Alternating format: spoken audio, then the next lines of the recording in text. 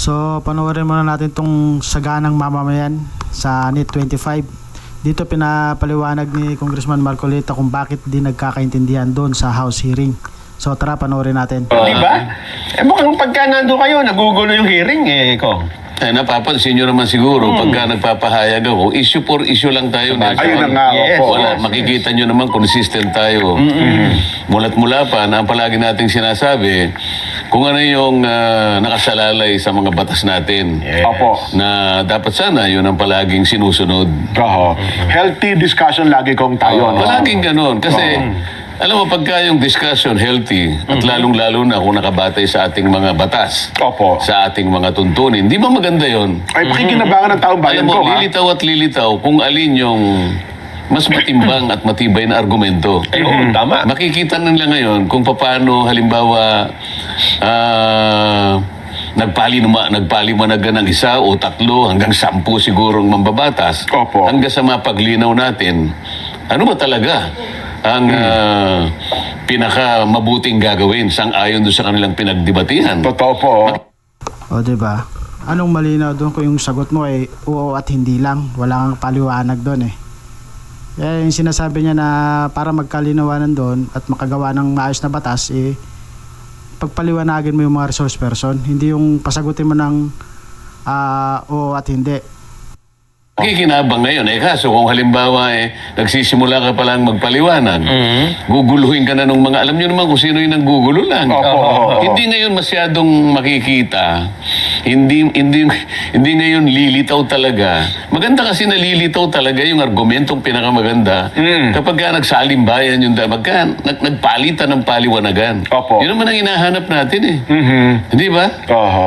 Ito gaya ng isang halimbawa na pinakikita natin ko. Ba? Kaya yan, tagpo na yan. Natatanda. Katulad nga ng sinasabi ko, wala nang nagpapaliwanag doon. Mag-yes or no ka na lang. Yun yung sagot na kailangan nila. Wala nang paliwanag-paliwanag. Tandaan ko yan. Opo. Kasi sa punto na nag-raise ako ng isang constitutional issue, Okay. ang gusto kong ipaliwanag, sabi ko, Mr. Chair, maliwanag naman ka ako na dapat sana ay pag-usapan muna natin sapagkat mukha ka akong yung gawain ng COA, nakuha natin nang hindi sinasadya. Maring sinadya, maring hindi. Wittingly or unwittingly. Opo. Gusto ko ka akong pag-usapan muna natin, merong constitutional issue dito. Okay. Akalain mo naman nagsasagot si Congressman Paduano. Hindi naman sa pangmamaliit sa kapwa ako mambabatas, pero ang sinasabi ko, constitutional issue. Dapat sana isang abogado ang sasagot doon. Baka sakali na magkaintindihan kami. Ang sasagot, ang pinasasagot niya si Congressman Paduano. Kaya naman ako nag-react. Kasi dinidemand yun ipaliwanag ng chairman di ba? Patapusin mo muna ako kanya. Paano kitang patatapusin? I am addressing my question to the chairman. Bakit ikaw ang magpipilit na sasagot? Hindi mo parang... Diba, isa rin kasi yan sa issue. Yung chairman kasi kadalasan dito sa house, parang walang alam, clueless. Diba? Para ano lang, oo lang na oo. Kaya minsan pag tinatanong mo at pag tinatanong ng mga mababatas din dyan, irerito dito sa kabila. Pumunta ako sa kanya. Sabi ko, Mr. Chair, wag naman ganito. Opo. I am raising a constitutional issue and you will ask Congressman Paduano to reply. Wag mo naman ako akong insultuhin. Ayun. Kaya pala nagpapaliwanag kayo doon. Tapos sabi niya, sige, Kong, sabi niya, sige, pabayaan mo ako nang bahala dyan. Kaya ako umano. At doon naman kayo, inakbayan naman kayo ni Kong Karams na may pag-ganun-ganun pa si Kong Karams para sinasabing, di ba? Yun ang ayaw kung nangyayari sa amin Kung mapapansin ninyo, magre-raise ako ng constitutional issue. Kung tutuusin dyan, pagka nag-raise ka ng ganon, sa korte parang prejudicial question yun Prejudicial question ang tawag po doon. Halimbawa, ang pinag-uusapan na criminal case. Opo. Ngunit merong isang prejudicial civil action. Opo.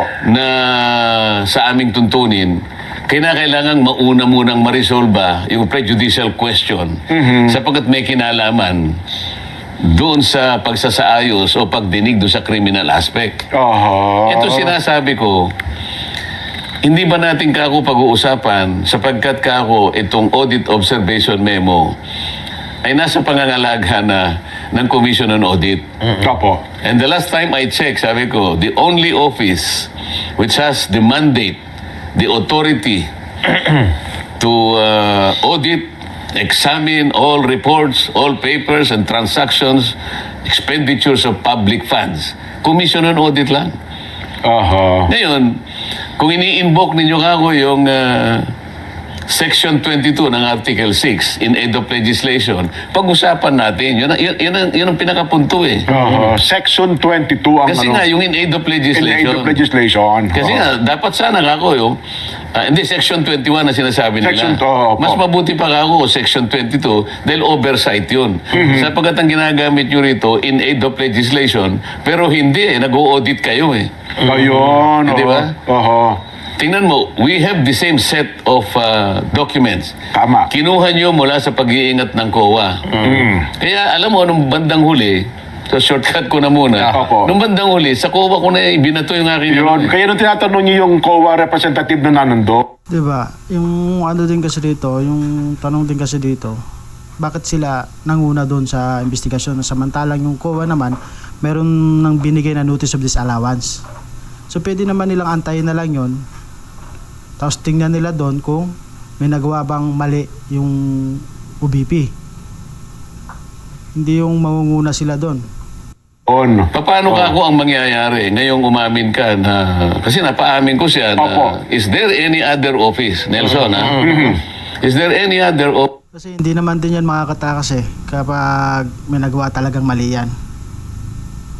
Kuha na yung gagalaw dyan para maparusahan yung yung OBP kapag may nagawa talagang mali, kapag natapos na yung date ng yung huling araw ng apila ng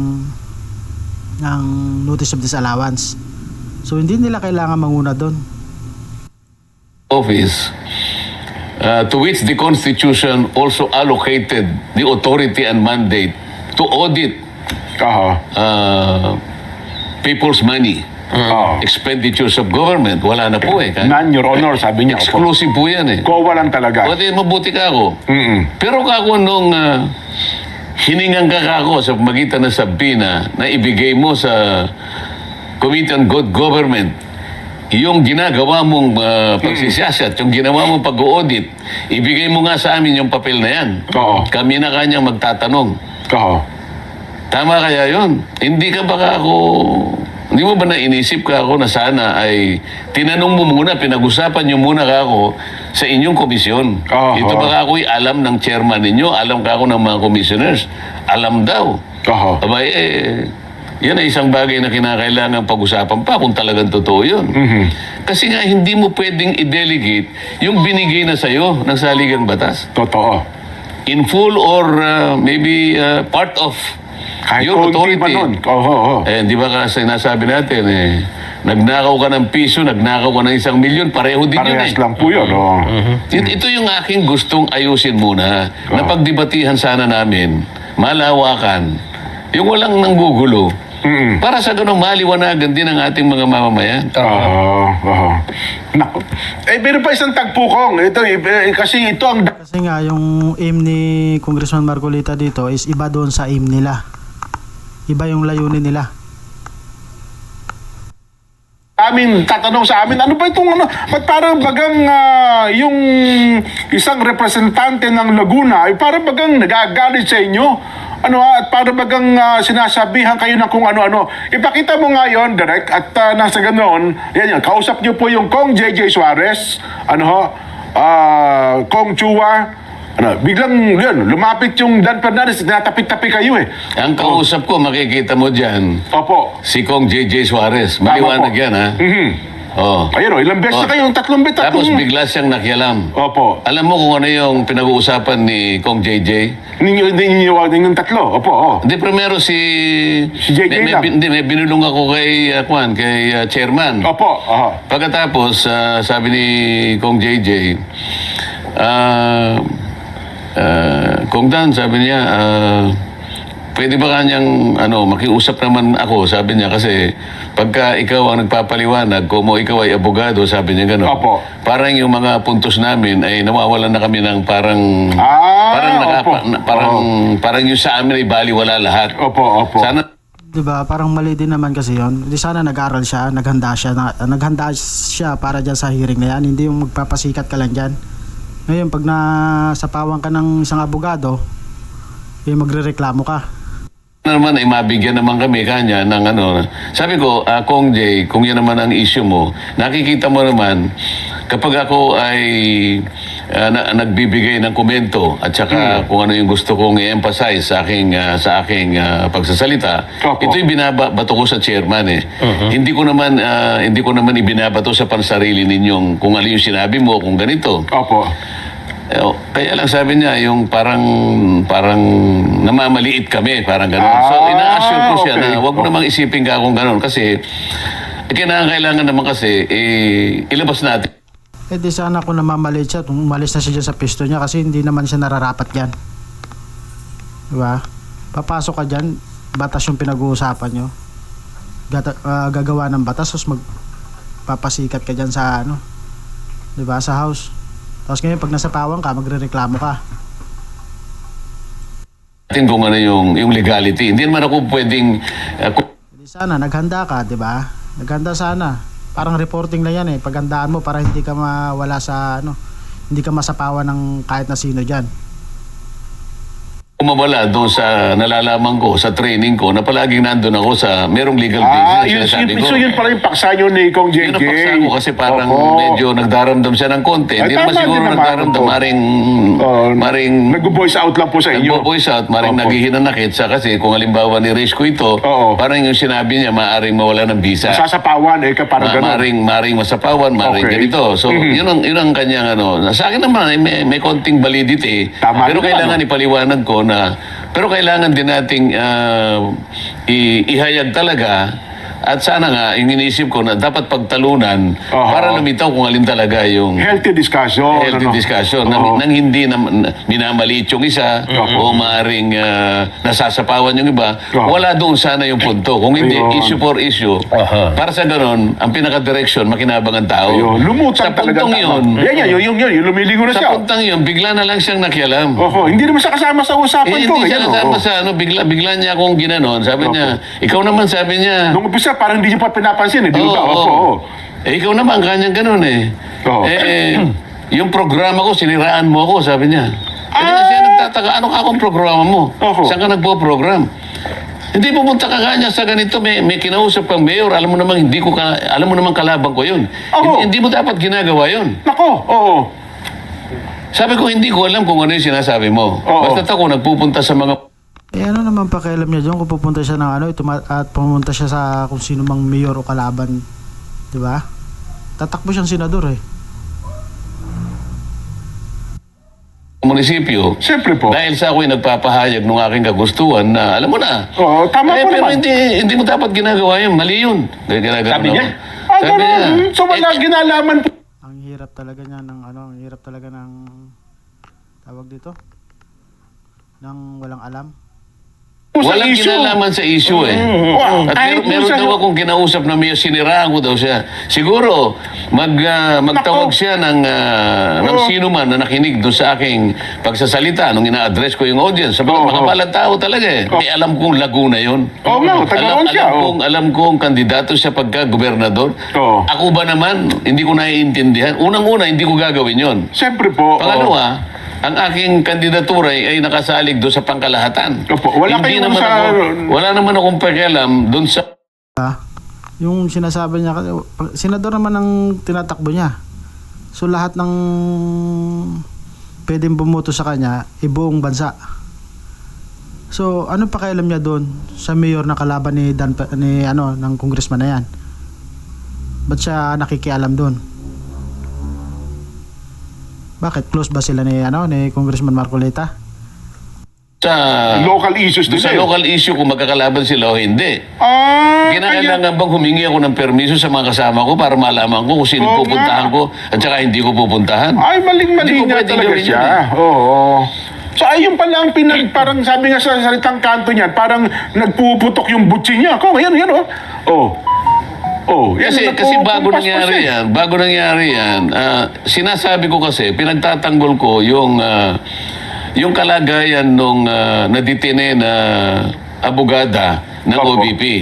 Si Ito Yusek yung Laika. Atty. Lopez. Kaya Opo. tinatanong ko sa umpisa, paano nyo ba in-assess yung totality of evidence na sinasabi sa jurisprudence na para sa ganun ay ma-determine natin either napaiwas siya o nagsinungaling, Opo. ay kukunin mo yung totality of evidence. Oho. Okay, dalawa yung lumitaw na puntos kasi, Jen Nelson. Opo. Ang unang ipinunto nila, sapagkat siya kanya gumawa ng sulat sa pamagitan ni Mr. Ortonio yata. Ang Ortonio Opo. ang nag-draft, pero ang pumirma ay yung abogadang nakaditine. Sa iyong assistant, Ortonio. Pero ang sinasabi niya, sabi ko, Mr. Chair, ipinaliliwanag niya sa COA, nung Tama, sumulat sa siya sa COA, COA, ipinaliliwanag niya na sana ay wag muna ninyong bibigyan ng karapatan ang ang good government na kumuha ng aming ng mga na sila yung magsuri ng mga dokumento sapagkat nasa pag-iingat pa ninyo. Opo. Na ano man ang mangyari dyan, hindi pa rin magiging conclusive. Ang totoo niya, nag-uumpisa pa lang kayo na siya sa atin sang-ayon sa inyong audit observation memo. Opo. So ang paliwanag ko doon, Jen, Nelson, ay ginagamit nung abogada yung kanyang posisyon para ipagtanggol ang Office of the Vice President. Yun ang katungkulan niya At mukhang nasa reglamento naman talaga yun to. Di kasi ba? kung ako siya, sabi ko, ganun din ang gagawin ko Yun din ang gagawin nyo. Sapagkat lilitaw nga dito, malilinya doon sa sinasabi kong prejudicial question. Kung halimbawa, sabi ko, sinarge nyo siya na interfering with the conduct of the committee's proceedings, malinaw ka ako, Mr. Chair, ang committee ang mismo, ang kauna-unahang nakialam eh. Kasi, nag-o-audit ang COA Opo. Bigla kayong pumasok, hindi ba interference of the procedures of audit ng COA? Oho. Ganun niya gustong ipaliwanag. Alam ko ganun ang tinutuntun niya. Oho. Kaya sila sumulat. Sa mga tweet, sa totality of evidence na assessment, parang hindi nyo masyadong nakita yon. Nangangatwiran sila na hindi naman conclusive, nasa estado pa na sinusuri ng COA yung mga dokumento at mga iba't ibang papeles kaugnay nung kanilang pagkaka-issue ng AOM, Opo. bakit kayo na po ang nakialam? So papasok ngayon, meron po ba tayong mandato na makialam? Oho. Pagkatapos yung isa pa, dito siguro nagkaroon siya ng konting yung pinag-uusapan natin kanina. Opo. Yung isa pa, yung totality of evidence daw, napatunayan namin ganyan na pinag-aalis yung mga Yusek ng walang due process. Pinagtatanggal nga niya, Yung merkado. Napaamin namin siya na tinanggal yung mga ganito sa Pa yan, yung Yusek tsaka Asek. Hindi ba't presidente yung nag-a-appoint? Anong karapatan niya dyan na magtanggal? Ibig sabihin, yung presidente din yung tatanggal niyan. So kung natanggal yun, ibig sabihin, inaprobado ng president. Hindi siya. mga Yusek, nang hindi man lang sila dininig, hindi binigyan ng kahit anong panahon na ipagtanggol ang sarili, makapagpaliwanag kung bakit sila tinatanggal. Yung due process na niya, parang wala. Kung yun ang gagawin nyo kakong katwiran, ako baga ako nung pinagtatanggal ang committee ko? Ayun. Meron baga akong nagsabi na tatanggalin ako? Sinabi ba kung ano yung kasalanan ko? Ayun. Hindi nga ako Hindi ka kayo inabiso tinanong Opo, hindi kayo nabisuan. What is the first element of due process? Notice. Yung nakikita ko kasi rito sa pag-contempt doon kay Atty. Lopez, sa tingin ko parang nangaasar na lang sila kasi alam nila na kapag nag-appeal yan is makakuha rin ng response yan, maganda-gandang response sa Supreme Court. Ang tanong kasi dyan, hanggang kailan? Bago makakuha ng response sa Supreme Court, wala na, na-contempt na siya ng ilang araw.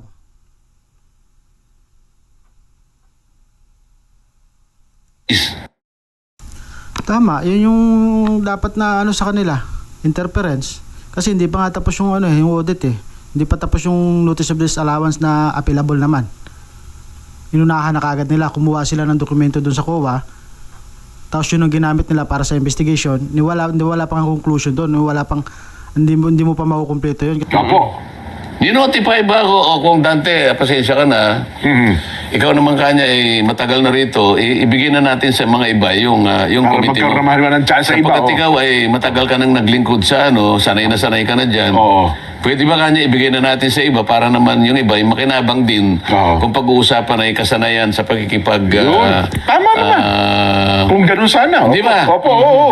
Hindi nga ako Paano mo kayo humatol kayo ng kawalan ng due process. Paano yung nangyari biglang sumagot yung... Doon sa sumigit yung biglang sumingit yung Congressman Dan Fernandez. Opo. Bakit? Ikaw ba kanya iniimbestiga rito? Hindi naman niya ikaw iniimbestigahan dito. Bakit? Tama, yun ang sinabi niya. Oo. Isip-isipin mo naman klase. Wala man lang siya sinabi, Mr. Chair, may I be recognized? Hindi ganun Bigla siya sumagot Oho. Mr. Chair, hindi naman... Yung sinasabi niya kasi rito, sila mismo din yung sa pagkakaunawa ko, sila mismo yung sumisira ng due process o yung nag-uumpisang hindi gamitin yung due process. Kasi bakit? Ikaw ba iniimbestiga rito? Oho. Nireferensya lang dito yung sarili niya doon sa nangyari kay Attorney Lopez na wala ring due process. Bigyan yung halimbawa yung sarili. Anong klaseng proseso ito? Ginagamit ko yung sarili ko na paghalimbawa na wag nilang gagamiting dahilan yun sa totality of evidence sapagkat ganun din ang nangyari sa akin. Opo. Anong klaseng pagdidebate magkakaroon kami pagka puro ganyan ang usapin? Oho. Kaya biglang ni-resist ni Kong Joel yung tagpo na yun, Kong di ba? Pagka ako manggugulat, pinupukpok Opo. yung So, yung continuity, yung paano yung tuluyang Paano hindi pukpukin yung na yun, yung maso na yun? Wala naman silang may sagot kasi lahat ng tanong ni Congressman Marcoleta nasa punto. 'Di ba? Ano yung sagot nila doon? May sarili nga silang layon. Kumbaga parang may isa silang daanan lang. Hindi sila pwedeng lumihis doon. Kaya hindi nila masagot yung tanong ni Congressman Marcoleta kasi pag nasagot nila yon, lilihis sila doon sa original nilang daan. Mahuhuli sila kaya kailangan ng suspend. Paliwanag, nagkakaroon ng interruption Kung minsan nabibitin yung mga ano ba yung bakit at saka alam mo napuputol yung pinuputol Pinapatay yung mic, Kapag nagsalita sila at gusto kong magsalita, wala nang power yung aking mic. Oho. Ayun. So, yun pala yung tagpo na yun, Kong, na nag-break at saka kayo pumunta doon sa harapan. Ayun na pala yung ipinakikita natin kanina. Oo. Ayun. Kaya ako pumunta doon. Oho. Kasi Pinapaliwanag ko kasi break Opo. Kasi alam mo, ganun ako Gusto ko ipaliwanag para magkaintindihan kami. Hindi ako nakikipag-away. Oho. Kasi yun pong tagpo na yun, Kong. Wala doon sa live Pagka nag-break kasi, automatic cut din sa air Oo. Kaya hindi ho Paano naman kasi magkakapaliwanag ganyan dyan kung sila mismo alam din nila kung anong tama at mali. Pinipikit lang nila yung mata nila. Panood ng tao kung ano yung nangyari na yun Kaya nagtataka sila, meron ba niyang ganun? Off-cam na... Pero sinasamantala ko yung pagkakataon. Opo. Para ipaliwanag ko yung aking posisyon. Alam nyo naman ako, hindi ako nangaaway. Sinasabi ko, pinapaliwanag ko. Oho. Kaso, yung isa may laman na pala. Galit pala sa akin dahil kinausap ko raw yung mayor. Malay ko naman. May kinikim-kim na palang sama ng loob.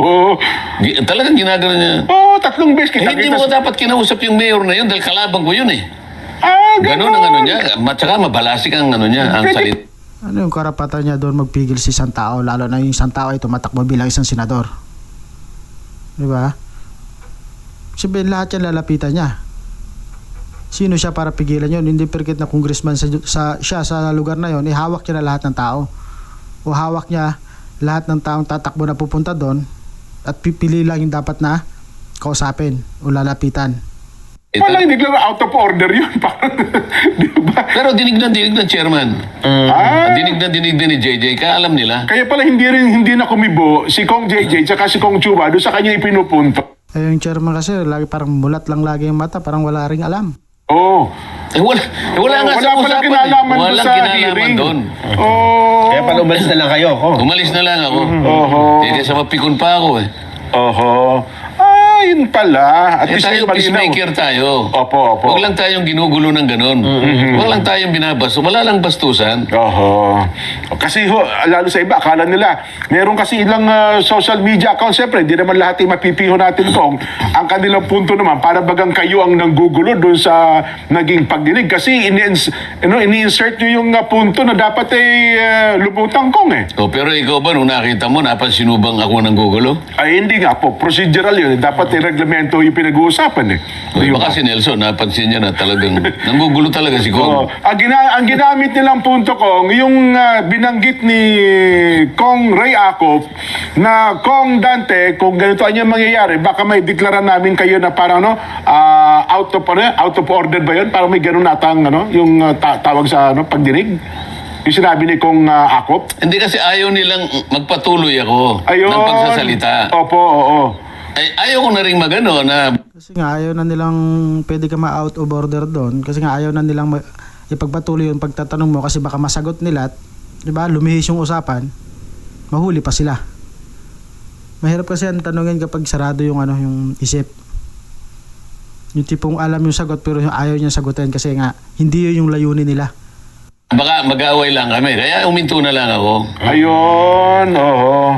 Kaya, yun pala yun. Anyway, at least ngayon ay malinaw ko yung bagay na yan. Pero saglit lang Kong, higop muna kayo ng nihanda namin kape, pampalubag, yan Pampakul down. Pampakul down. So, hanggang dito na lang muna tayo. Isusunod natin yung yung isa pang niya, pagpapaliwanag niya rito.